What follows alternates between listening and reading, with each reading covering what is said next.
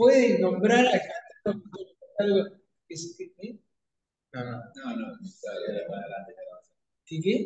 Nada, ¿Puedo ponerlo dentro del conjunto de todos los catálogos que tienen a sí mismo? Entonces digo, y tiene que estar adentro porque no se contiene a sí mismo. Y entonces, dice acá no hay problema, escribo otro catálogo y escribo otro catálogo y otro catálogo. Pero ese catálogo lo que primero hace es que la pregunta genera una ausencia. ¿No? Que es lo que dice en un comienzo Lacan, es lo simbólico lo que inaugura una falta. En cambio, podemos mirarlo desde el otro ángulo, de que siempre tiene que haber un S1 que va a quedar todo el tiempo por fuera de ese universal de los catálogos que no se contienen a sí mismos. Y ese uno que queda siempre por fuera, o sea, ese que se va a mantener como escritura, pero no va a tener relación con los otros significantes, porque no bien quiero hacerlo entrar en el conjunto de los significantes, me aparece que me va a faltar siempre uno. De ahí se entiende por qué Lacan dice que no hay una falta en lo real. La falta la introduce el significado, o sea, el lenguaje. ¿No? Me refiero que la falta la introduce la relación entre un S1 y un S2. Es importante esto, porque esto es lo que le va a llevar a Lacan a decir no hay relación sexual. Más toda la lectura que le hace del Edipo, freudiano y el más allá del Edipo.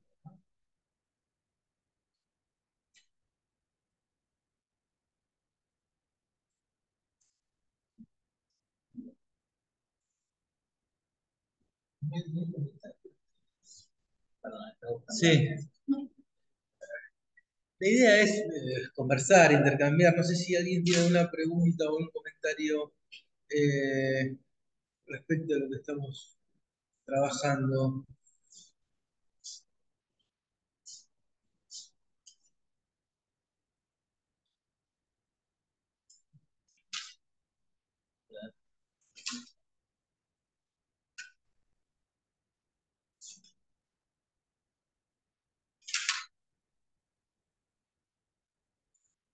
A mí me parecía importante esto de la proposición, donde Lacan dice, ¿cómo nadie me dijo, cómo nadie se dio cuenta que no hay intersubjetividad en el análisis? Porque posteriormente a eso, él escribe el algoritmo de la transferencia y es un significante de la transferencia que se dirige a un significante cualquiera. Y ahí, entre esos dos significantes, se produce la significación, ¿no? Y ahí se ve claramente cómo no hay intersubjetividad. En el algoritmo mismo de la transferencia, la escritura por la cual Lacan piensa la experiencia, no hay dos sujetos. Me parece que el problema es hacer del sujeto un individuo. Y ahí es donde se genera el obstáculo, ¿no? Inclusive más, en ese texto, cuando avanza Lacan, dice, plantea la caída de la subjetividad de general de análisis. Entonces, ahí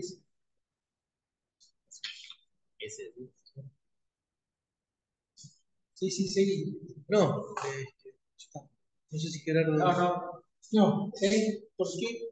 También porque vos colocándolo así, del lado derecho, lo que pone acá es el A, es la relación S1, S2. La relación S1, S2 constituye al objeto A como operación de reducción o de disyunción y al sujeto barrado del lado de la representación. Porque A es equivalente a S1, S2. S1, S2, claro. Acá en vez de es lo mismo. Poner otro con mayúscula. O poner S1, S2. Y ahí está el sujeto. Ahí está el sujeto verdadero.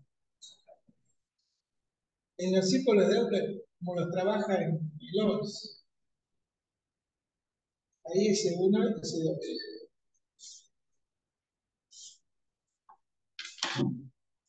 En el par ordenado, para Lacan, justamente S1, S2 es el saber.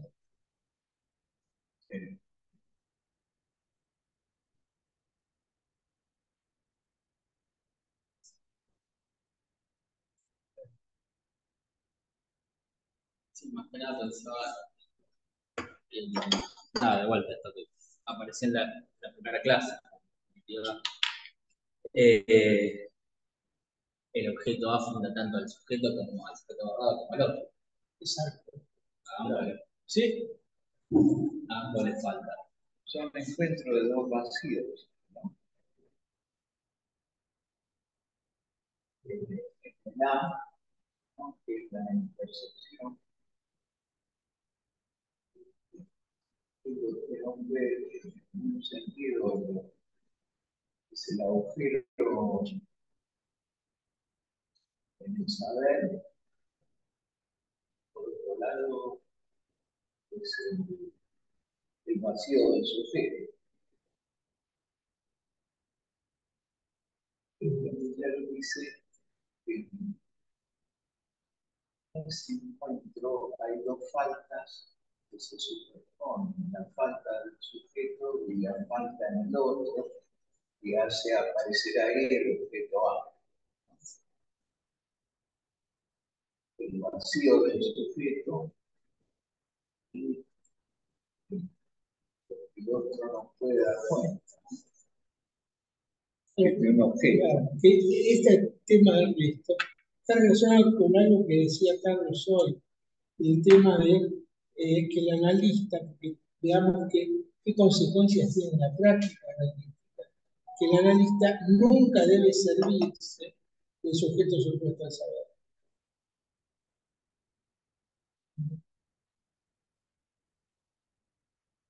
Sí, debe dejar el lugar vacío del sujeto supuesto. Acá afirmaba que es supuesto el sujeto. Sí, el sujeto es una suposición. Es una suposición. Y el saber también. El saber. No suposiciones. Cuando Lacan lo introduce en el seminario de identificación, es en respuesta a la paradoja, pienso soy. Claro. Pero dice, hay que saber prescindir de él todo el tiempo, del sujeto supuesto al saber. Y me parece que acá le da un paso más y en la proposición otro más, cuando empieza a pensar el final del análisis. Pero no solo para el final del análisis, sino en todo el trayecto analítico. No servirse de él es ir en contra. Porque sostener el S2 sería de alguna manera la creencia en que tanto el saber y el sujeto existen.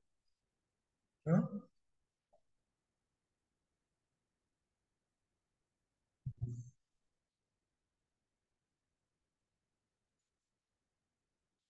Sí, uno puede decir, en la clínica aparece cuando un analista dice lo que a usted le pasa es tal cosa. ¿No? Es ahí donde digo un extremo, justamente, para mostrar que en ese lugar lo que aparece es el analista como saber. Yo puedo contar una experiencia personal bastante extensa de un análisis de ese orden.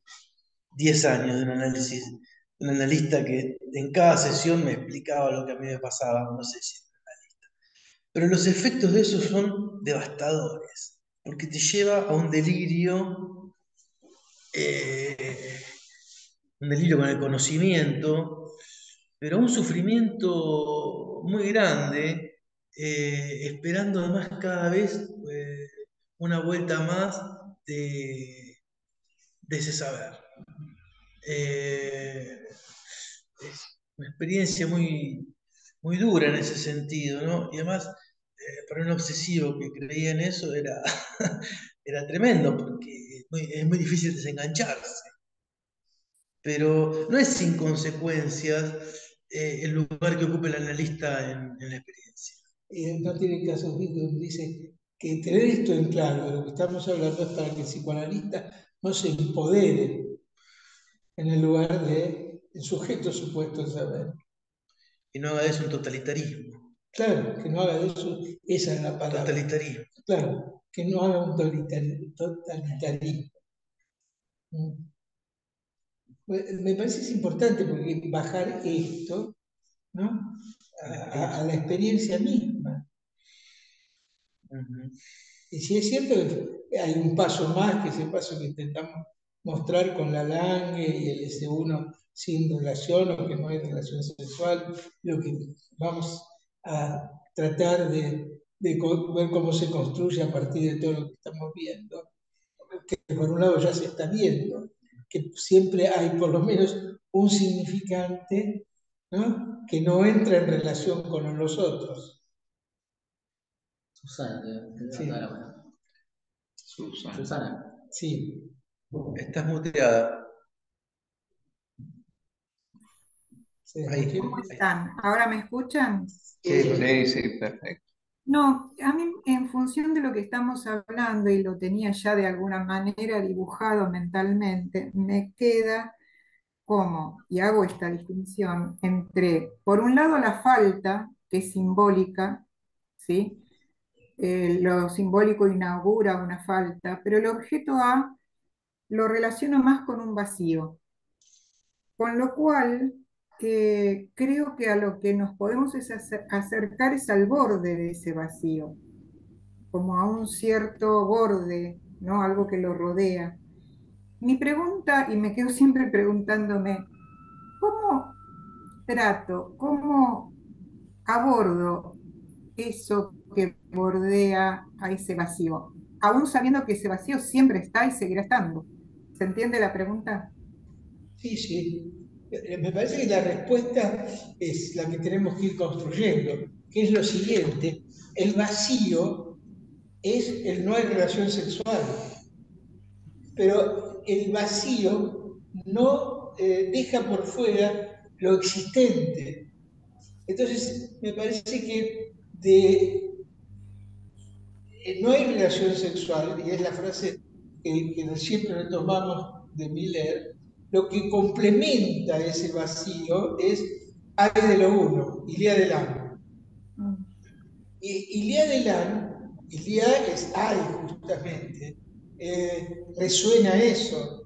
Y de lo que se trata es la diferencia entre hacia dónde se puede, hasta dónde se llega, ¿no? Sosteniendo un análisis con la razón y hasta dónde, no, y cómo eso necesita este otro complemento que es el goce que hay. Es cierto que la ausencia la genera lo simbólico, también el vacío lo genera lo simbólico.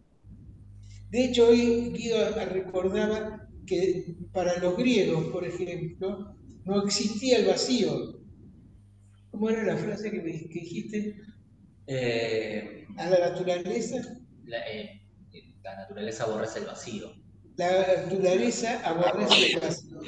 Podríamos decir, sí, que ese vacío, que es también la falta, donde hay falta tiene que haber un vacío, si no, no hay falta. Por eso precisamente esto que planteaba de que la limitación griega en relación al cálculo radica también precisamente en la no existencia del número cero. No se lo había descubierto como tal. Lo cual les limitaba qué tipo de cálculo se podía hacer realmente. pero sostenido precisamente sobre la experiencia de lo que era el mundo. Para el mundo griego, la physis no contaba con vacíos, en definitiva. Claro.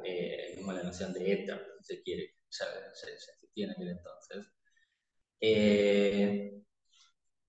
Y aparece recién, bueno, digamos, modernamente, el debate sigue, en realidad es una convención que el cero sea un número, porque es un número que no comparte las propiedades de ningún otro. Claro. Es decir, tenés el conjunto de los números y el cero, que se le agrega siempre como una extra parte, para completar ese conjunto. Y la idea de vacío mismo, lo que tiene es que hay algo pleno que se le saca lo que está dentro y queda vacío. El vacío es un efecto de sustracción, por eso también el vacío es simbólico, así como la falta. El otro día, de repente, estaba en el ascensor, pensando, hablando con Arthur, que está descubriendo las matemáticas, enterándose de estas relaciones entre los números y demás. Y de repente, no me acuerdo qué fue lo que me dijo, pero me disparó el pensamiento de que en realidad todo cálculo tiene un término que no escribimos, más cero. Cualquier cálculo que nosotros le pongamos más cero sigue siendo el mismo cálculo, de todas formas, porque es el elemento nulo, actualmente. No afecta en nada. Pero decía, porque estaban viendo, creo que algo de cómo juntar 10, qué números pueden usar para sumar 10. Y yo decía, bueno, todos esos cálculos, está sin embargo ahí dando vueltas y lo que no se lo nombra. Esa ausencia. Basta con decir cuántos años tenés, para uno que se da cuenta. Él no preguntó cuántos años tenés. No, pero digo yo. Él preguntaba, ¿qué número de edad tenés? ¿Qué número de edad tenés? Y cuando contestás por el número de edad que tenés, cuenta el cero, no cuenta el cero. Porque si contara el cero, tendríamos un año más que lo que tenemos. Claro. Es terrible, yo ya tengo 80 años, entonces. Gramaticalmente es lo mismo que el con sin, que usaba él también. Claro. En vez de chiquito, él, en vez de decir sin, no sé, sin algo, sin sal, fideos sin salsa, decías fideos con sin salsa. Con lo cual, nunca está ahí la ausencia de primera mano, sino que es algo que existe, esa falta, de alguna forma. Es algo que tiene un lugar. Sí, sí. Sí, de hecho, ¿cómo pensar un vacío sin que el vacío tenga un lugar? ¿No? Por eso me parece que es muy delicado pensar que haya diferencia entre la falta y la ausencia y el vacío. ¿No?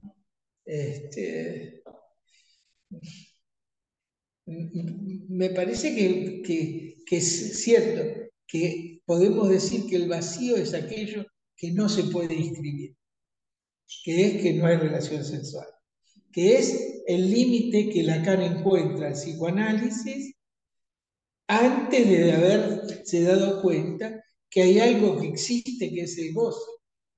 Y el goce no tiene nada que ver ni con el vacío, el goce que hay, ¿no? No tiene nada que ver ni con el vacío ni con la ausencia. ¿No? Desde el vacío no habría goce. Desde la falta, el goce estaría en más y en menos. Tanto en más como en menos está en falta. Pero ninguno de esos, ni el vacío ni en la falta, hablan de lo que existe. ¿Puedo hacer una pregunta? Sí, claro. Buenas tardes a todos ustedes. Desde esse ponto de vista, o objeto A, não sei, eu estou pensando, se o objeto A escreve uma causa de desejo ou um ponto de goce, ou uma causa de goce, o objeto A não seria então um vazio, seria um nada. ¿Cómo quedamos? El objeto A, para mí, no es causa de goce. El objeto A es causa de deseo, no de goce. ¿No? Porque el goce no tiene causa.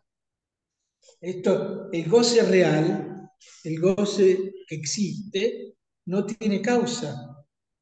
En la conferencia de Buenos Aires, Jacques Miller en el 2012, justamente lo que pone es que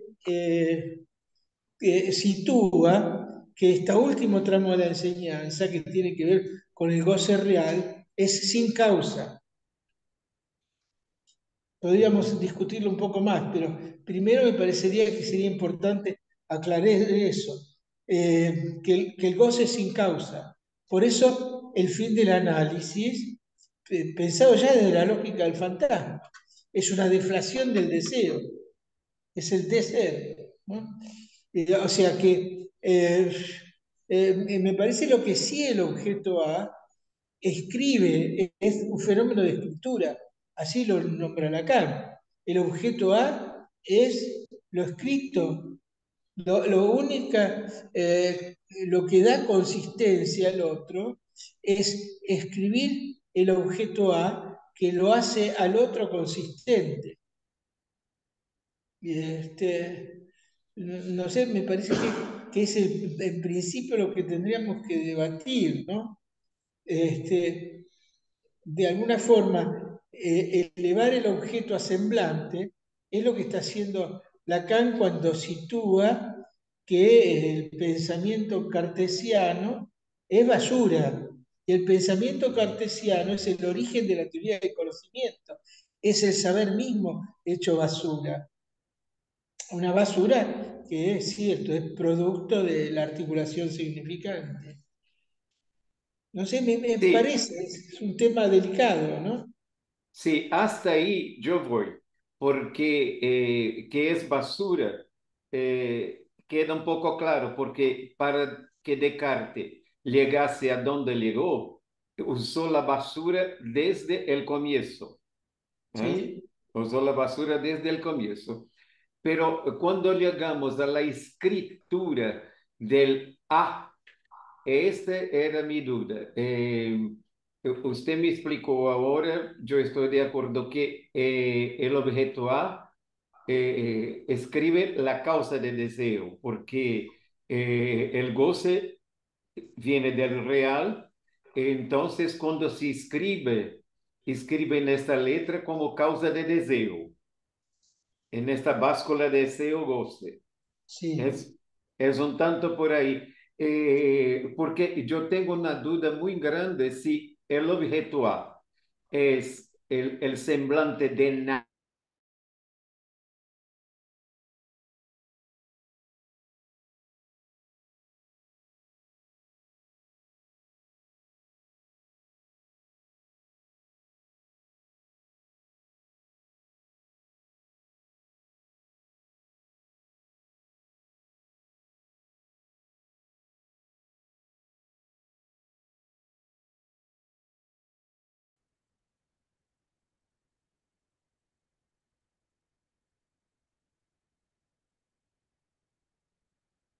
Yo quedé sin son.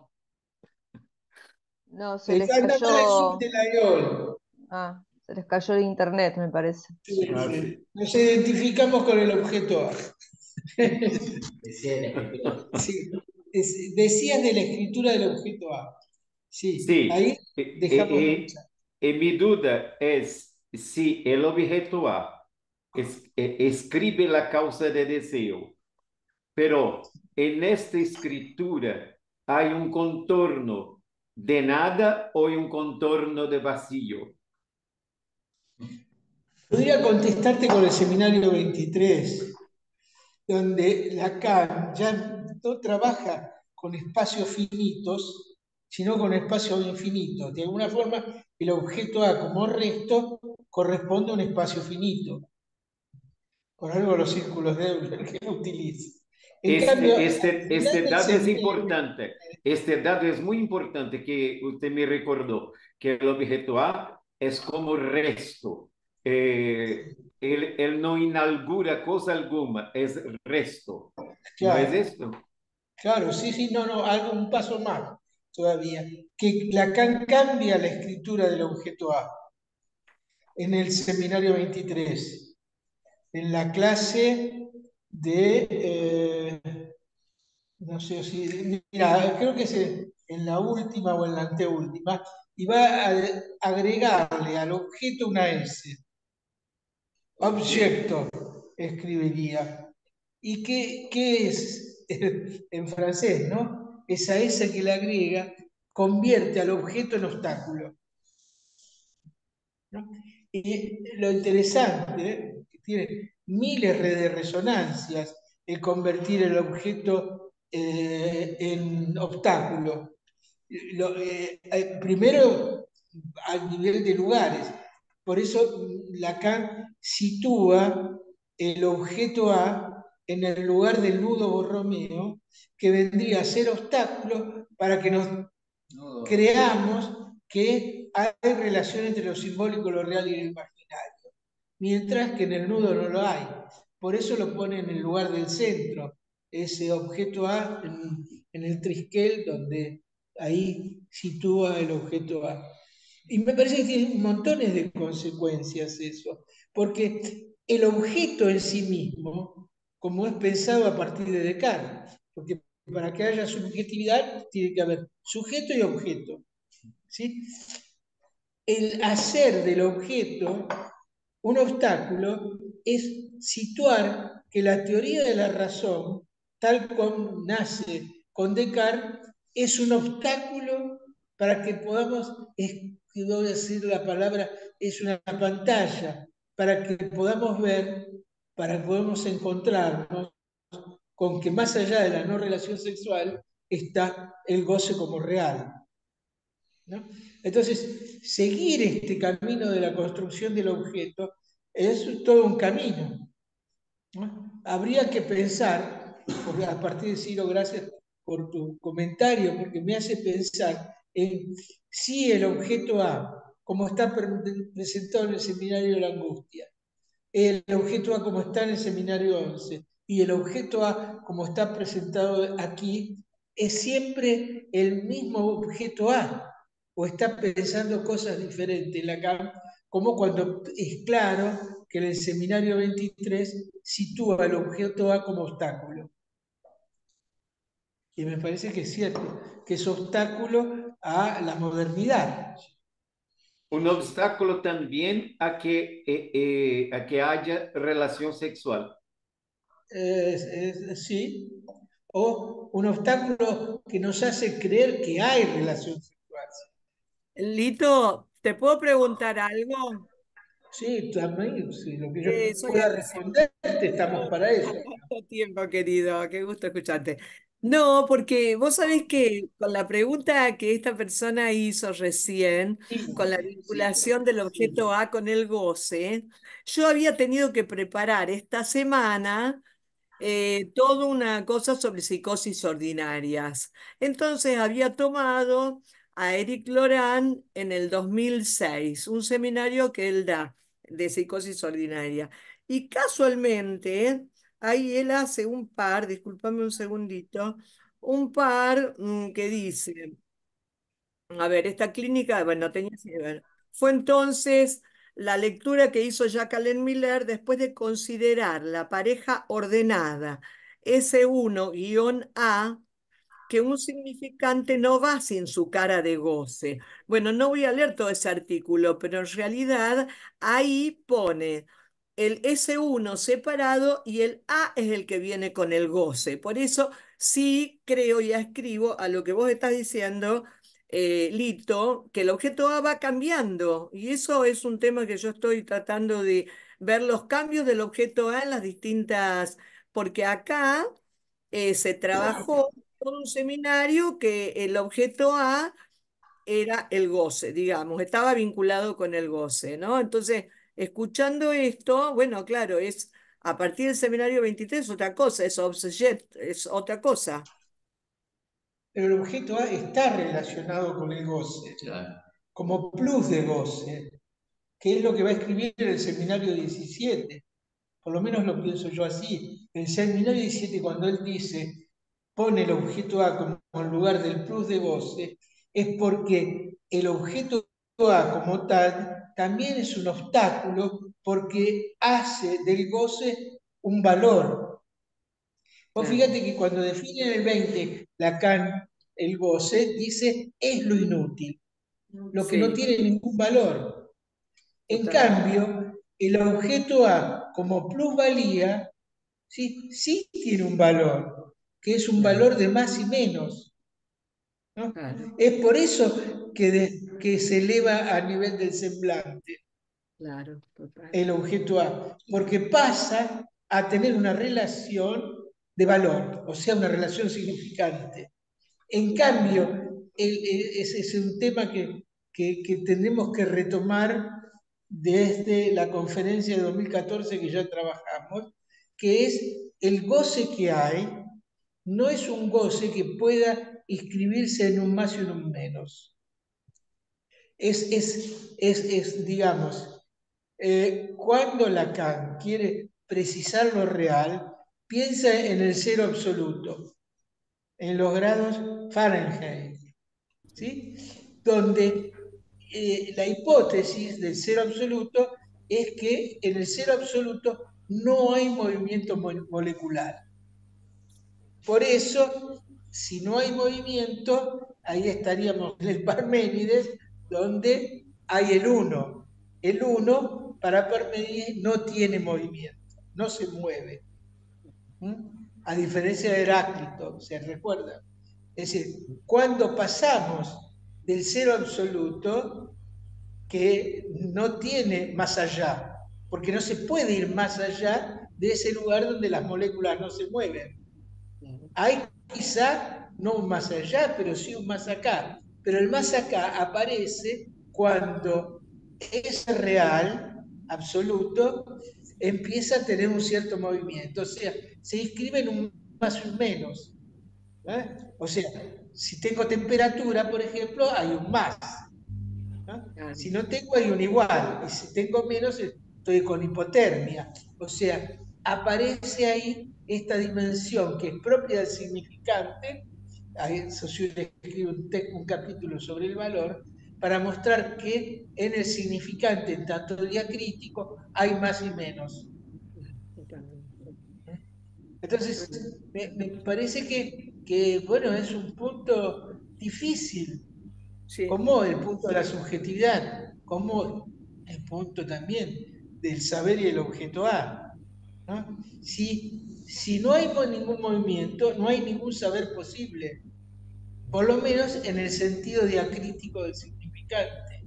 Lo que es lo mismo no tiene movimiento, y eso es lo que sostiene, para mí es un descubrimiento de Jacques Alain Miller, fantástico, en el seminario 5, cuando dice, el goce itera, el goce no se repite, itera. ¿No? E itera, el objeto A sí se repite. El objeto A es el origen mismo de la repetición. Hay repetición porque hay objeto A. Uno puede decir, hay repetición porque hay una falta, hay un objeto irremediablemente perdido y de una vez para siempre, decía Freud. El objeto A también inscribe un goce perdido. ¿No? En realidad, la plusvalía, vista del lado del esclavo, que así la ve Marx para dar cuenta del capitalismo, es un menos, porque es lo que el capital se queda, ¿sí? Claro, del trabajo del esclavo, del obrero. O sea, el obrero por el contacto pierde justamente pierde lo que recibe el empresario, ¿no? Claro. O sea, hay un menos en el obrero y un más en el empresario. Claro. O sea, es medible ya eso. Sí, sí. ¿Sí? Lo que pasa es que el capitalismo, eso sería el seminario 17, son los 4 discursos que hacen lazos sociales, lo cual nos deja a nosotros que vinimos del marxismo un poco patidifusos, para usar una palabra que Lacan utiliza. Ahora, Lito, Sí. ¿qué tal? Buen día. Te quería preguntar si es que vos crees que, consideras que hay una diferencia entre vacío y agujero, porque yo no sé por qué yo lo tengo más asociado al goce, porque vos decías el goce no es un vacío, no, pero lo tengo asociado sí con el agujero, ¿no? Porque el goce introduce un agujero, puede introducirlo en lo simbólico, puede introducirlo desde lo real, pero siempre más del lado de la noción de agujero. No sé qué pensamos al respecto. Me cuesta difícil contestarte la pregunta por lo siguiente. Nosotros pensamos la noción de agujero a partir de los 3 nudos de lo real, lo simbólico y lo imaginario, ¿no? A partir de eso pensamos la noción de agujero. Y la definición de agujero es que lo simbólico es lo que hace agujero. ¿No? Ahora, lo real, lo existente, ¿hay agujero? ¿Hay agujero en lo real? Es una pregunta, ¿no? Lo cual, si me permiten algo que voy a hacer una aventura, un aventurero, que no lo repitan, porque yo tampoco estoy muy seguro de lo que voy a decir, que es lo siguiente: lo real como existente no cuestiona el nudo borromeo. Cuando Jacques Miller dice, lo único que importa del nudo borromeo es que son 3 disyuntos. Y yo los pido, ¿dónde Miller utiliza los nudos borromeos para hablar en sus últimas conferencias y seminarios, para hablar de lo real que existe? Es una pregunta, te la tiro a vos también, ¿eh? ¿Cómo me contestarías vos esta pregunta?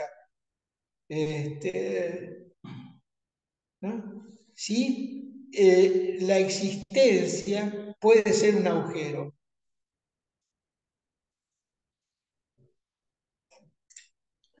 Yo quería preguntar, yo no llegaba tanto, pero bueno, sí, no sé, por supuesto que es una cosa que se me va ocurriendo, que obviamente hay que hacer un recorrido, pero Sí, bueno. claro, por eso te vuelvo a preguntar. Sí, pero claro, sí. La existencia, bueno, que no sé, pienso que Lacan la introduce en el 19, Miller la retoma en el serie el 1, y esta cuestión del goce, ¿no? Más bien mi asociación iba por el lado de entre el goce y el agujero, ¿no? Que si, porque vos habías dicho, y me quedó eso, el goce no es un vacío, pero entonces yo me pregunté, bueno, pero no es un agujero, no se agujerea siempre algo desde la irrupción de un goce, no es el goce el que produce siempre un agujero, porque vos decías en lo simbólico, por ejemplo. No, lo dijo Lacan, ¿eh? Eso es Lacan el que dice. Lo simbólico dice, lo real es lo que existe, lo imaginario es lo que consiste y lo simbólico lo que hace agujero. ¿No? O sea, agujerear el goce, perdóname, es anudar, pero anudar significa perder de vista que son disyuntos. Sí, ya el anudamiento explica algo de simbólico. Susana dice, como agujero ya estamos en lo simbólico. Como agujero ya estamos en lo simbólico. Claro. Sí. Susana, sí. Susana. Sí. Susana. Dos preguntas quería hacer. Respecto a lo que decía Alicia en la psicosis ordinaria y esto del objeto A como causa de deseo, precisamente por ahí es la estructura donde no se puede pensar como causa, ¿no? El A, lo pregunto.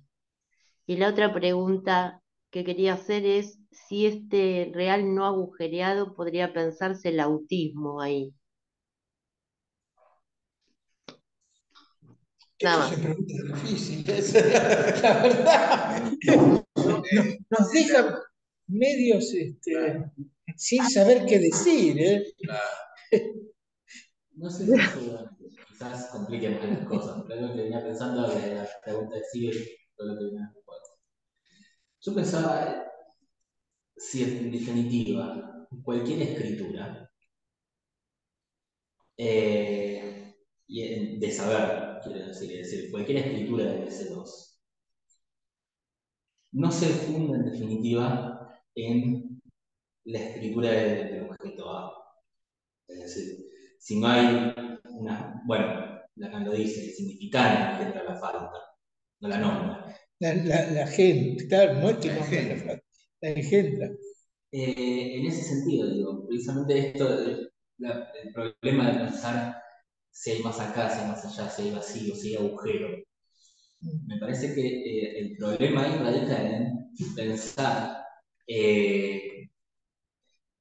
la escritura del objeto como algo que, digamos, que no aparece más que en los bordes. Que lo que marca es un límite que en definitiva es un límite que es contradictorio, que es un límite únicamente si lo vemos desde la cinta de modelos, digamos, en todo caso. Parece, es un límite, pero que no lo es, en todo caso. Estoy de acuerdo.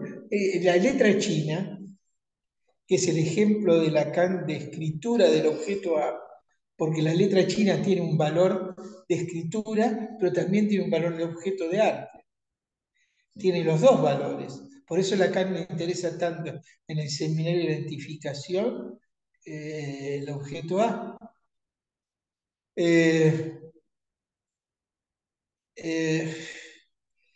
Me parece que es una cuestión. La pregunta que diferenciar el goce que hay del autismo es una pregunta muy difícil.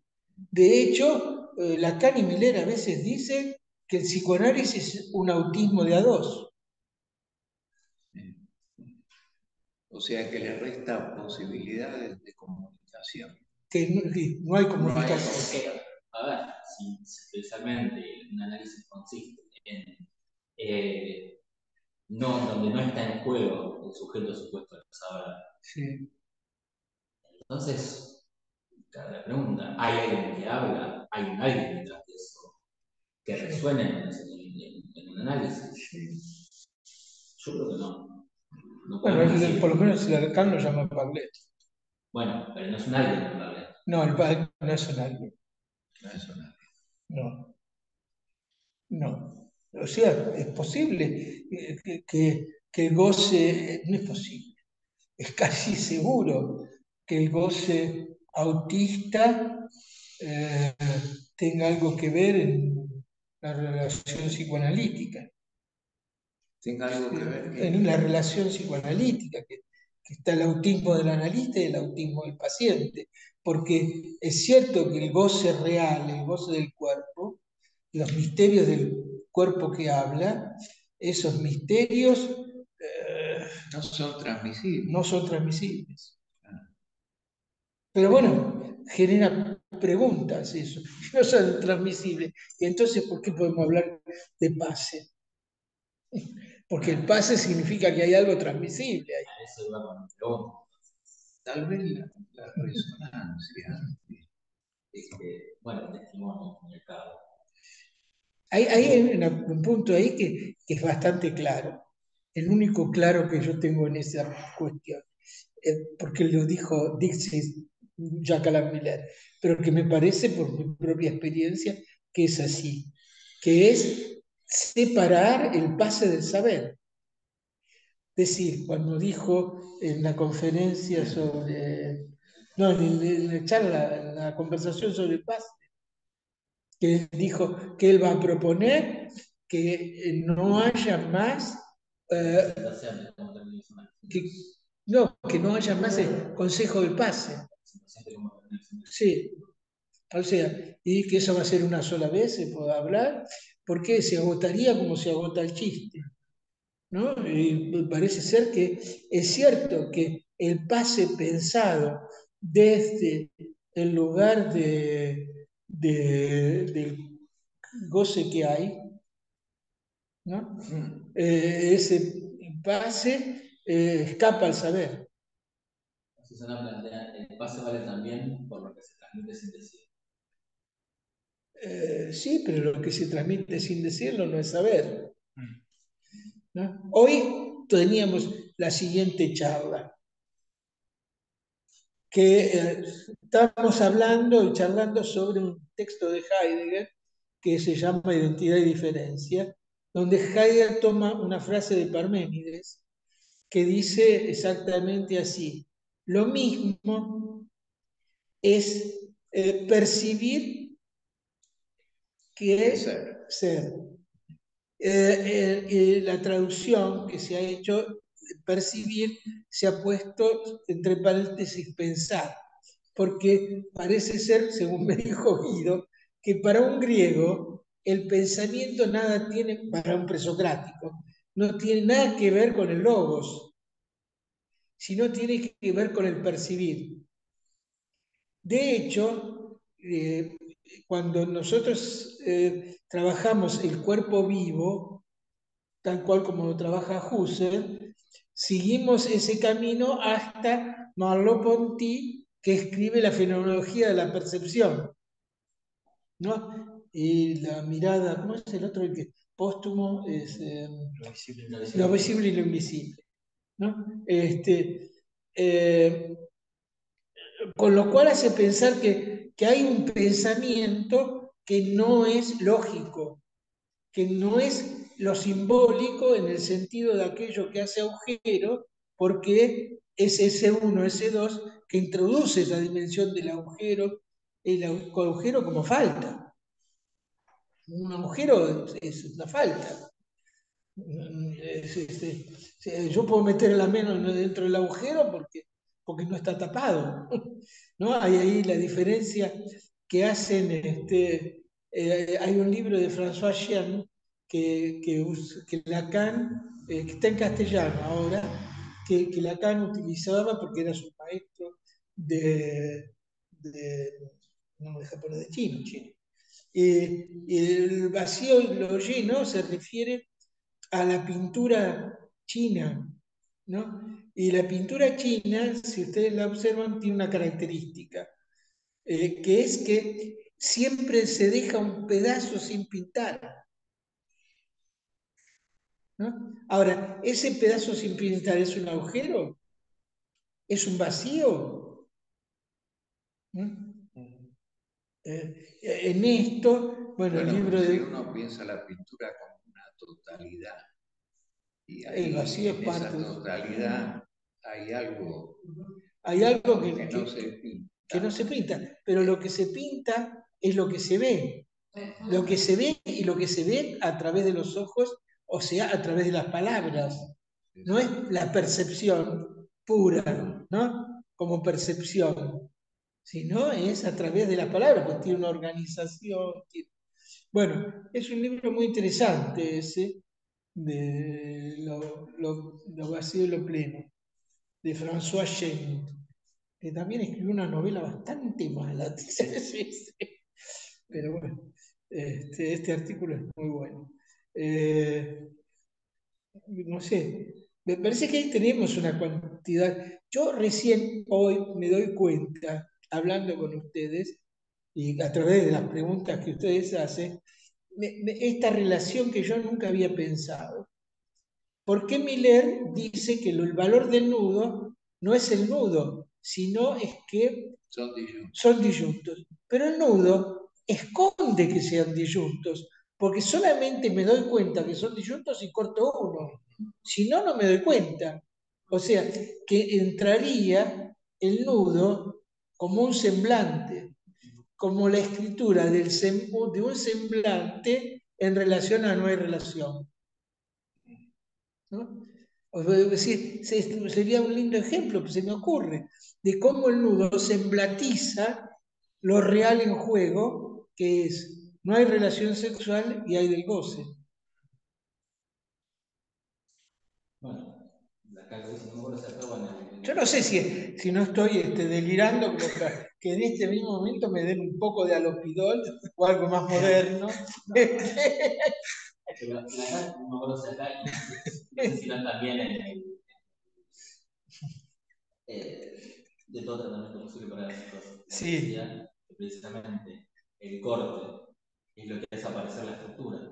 Claro, sí, en la llamada pie de página que leímos aquí. Corte hace aparecer la estructura. Sí. Y la estructura es perfecto. No, es otra cosa lo que aparece ahí. Sí. En ese momento sí. Bueno, podría ser, ¿no? Podría ser. Pero el gran problema que nos lleva a esto es ¿qué es entonces analizar? ¿Qué es entonces? Analizar. Porque la palabra analizar lleva implícito el donc. Entonces, lo que vos traías, ¿no? El entonces, ¿no? La lógica. ¿Y qué es? Un análisis de aquello que está justamente por fuera del significante S1, S2. Entonces, ¿qué es un analista? ¿Opera por estar ahí en silencio? ¿Verdad? Lo que hay en común entre un analista y un analizante sería la lana. O sea, es lo que hay en común. Bueno, ¿no? Miguel en sutilezas da una idea también acerca quizás, reduciendo a la lista a su mínima operación, a su mínima expresión. ¿No? Cuando dice como esa mano que saluda, un corazón que late y una voz que pregunta ¿todo bien? No una voz que pregunta, sino una voz que dice ¿todo bien? Todo bien. En relación a la psicosis, creo que lo sé. Yo no recuerdo. Pero sería bueno eso, volverlo a ver. No lo trajiste. No trajiste. Pero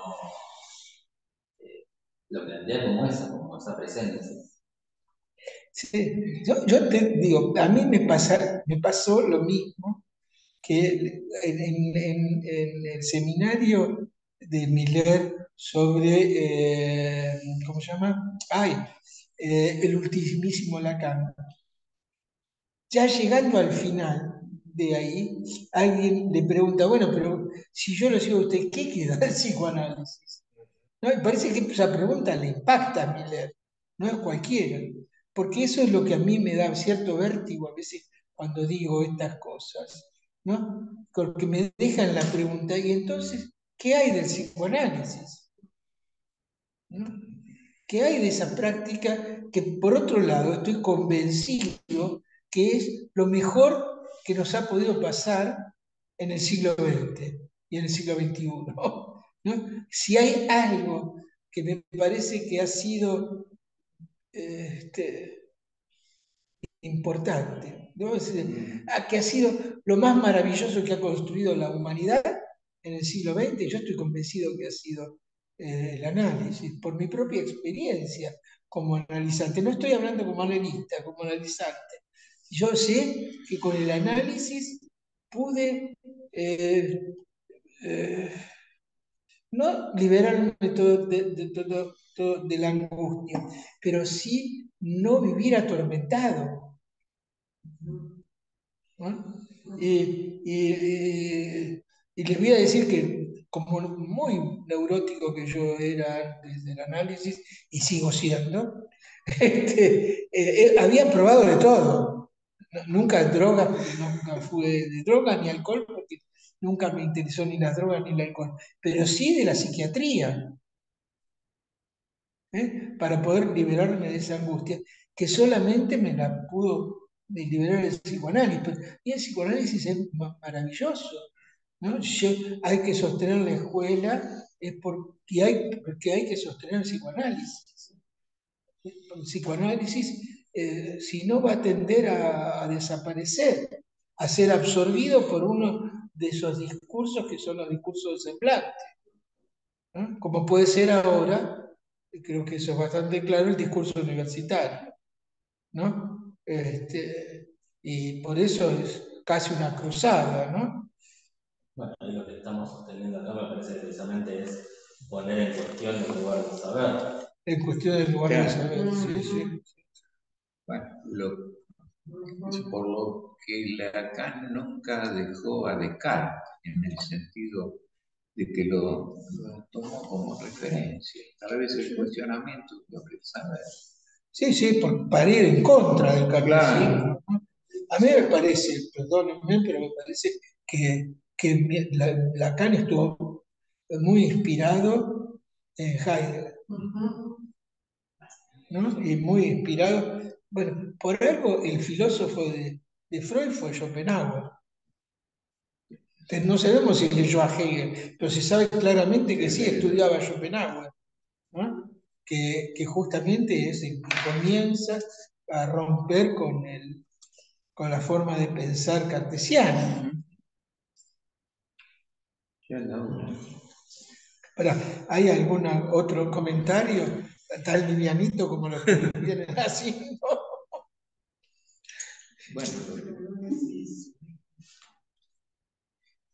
Bueno, no hay nada. Bueno, entonces seguimos la próxima. Vamos a almorzar. Bueno, un abrazo, nos vemos el próximo. Chao, chao. Gracias. Muchas gracias a todos. No.